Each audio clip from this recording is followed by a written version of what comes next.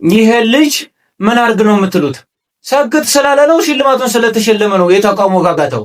ጅብ ከሄደ ውሻ ጮኸ አይነት ማለት ነው። ሰግጥ ስላለ ከሆነ ለትውልድ አስባችሁ ከሆነ ገና ሲጀምረው ከ3 ወር በፊት የት ነበራችሁ?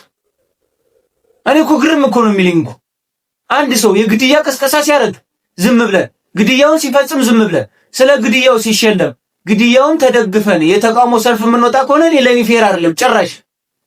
ሰግጡ ስንባል ሰግጠን እሱ ሽልማት አይነት ሲሸለም የተቃውሞ ጋጋታ፣ ይሄ ድርሻችንን አይነት ጨዋታ ነው፣ ሌላ አይደለም። በቃ እንደውም ልጁ በጣም ብዙ ፖዚቲቭ የሆነ ነገር አለው።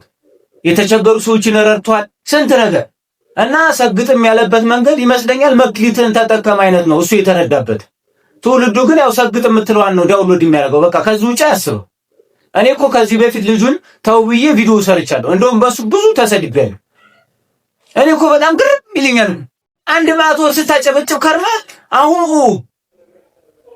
እንዴ ከሰንና ወቅሰን የምናገለው እንጂ የምናስተምረው አንድም ሰው የለም። በቃ መማማር ካለብን መማማር እንጂ እንደዚህ ጥላቻ መፍጠር ጭራሽ እኔ አልደግፍም። እንደዚህ አይነት ነገር ተው። ይሄ ትልቅነት አይደለም በጭራሽ።